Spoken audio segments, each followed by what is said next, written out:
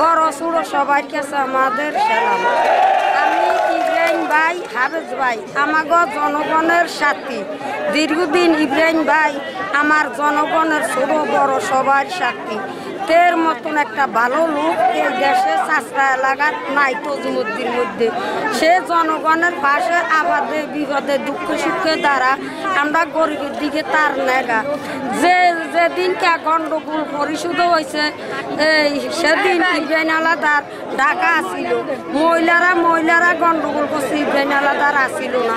তাহলে তার বিনা দোষে বিনা অপরাধে তারে কেন এই যে আওয়ামী লীগের নেতা বেতা জনগণরা বুদ্ধি দি মালকারে কেস করাইলো? আমরা এটার বিচার চাই, সূক্ষ্ম বিচার চাই।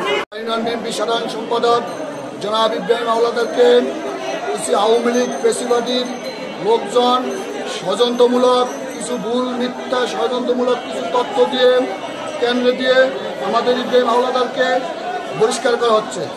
আজকে আমরা আমাদের কর্মসূচির মাধ্যম দিয়ে আমাদের কেন্দ্রের সিনিয়র নেতৃবৃন্দকে বলতে চাই যে আমাদের এই বহিষ্কার আদেশ তদন্ত করে অবিলম্বে আমাদের সেক্রেটারি পদ ইব্রাহিম হাওলাদারের সেক্রেটারি তাকে ফিরে দেওয়া হোক। ইব্রাহিম হাওলাদার ঢাকা ব্যবসায়িক কাজে ঢাকায় ছিল, উনি দেশেও ছিল না, উনি এটার সাথে কোনো ইনভলভ নাই। এবং এখানে উপস্থিত ক্ষেত্রে মহিলারা ছিল, সেখানে মহিলাকে আইডেন্টি কার্ড ছিঁড়ে ফেলছে। এই মহিলারা ধরেন মহিলারা দরকার হয়েছে। এখন আওয়ামী লীগের মহল হাইব্রিড নেতা এবং আমাদের নেতার সম্মান ক্ষুণ্ণ করার জন্য, সম্মান ক্ষুণ্ণ করার জন্য এক ধরনের আওয়ামী লীগের কুচুকুরি মহল এই ধরনের পরিকল্পনা করে এই কাজটা করছে। এবং ইব্রাহিম হাওলাদার অবৈধ যে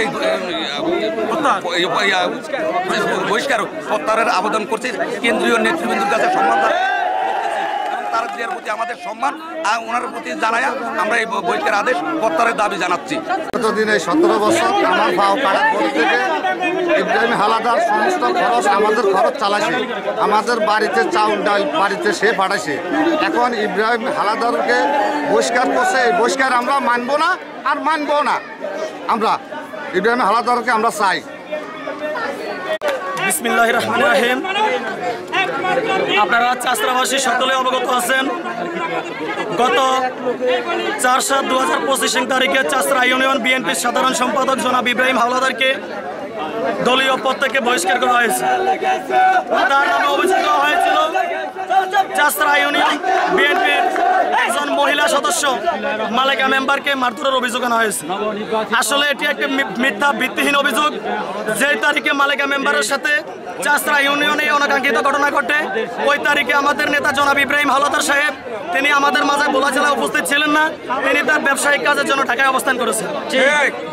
চাষরা ইউনিয়নের একটি হাইব্রিড বিএনপি দল, একটি কুচক্রী মহল, যারা দীর্ঘ 17 বছর আওয়ামী লীগের এজেন্ডা হিসেবে চাষরা ইউনিয়নে কাজ করে গেছেন, তারা আমাদের নেতা জনাব ইব্রাহিম হাওলাদার সাহেবকে আমাদের মাঝ থেকে সরিয়ে দেওয়ার জন্য একটি ষড়যন্ত্রমূলক একটি ষড়যন্ত্র করে আমাদের নেতার বিরুদ্ধে এই মিথ্যা অপবাদ চালিয়েছে।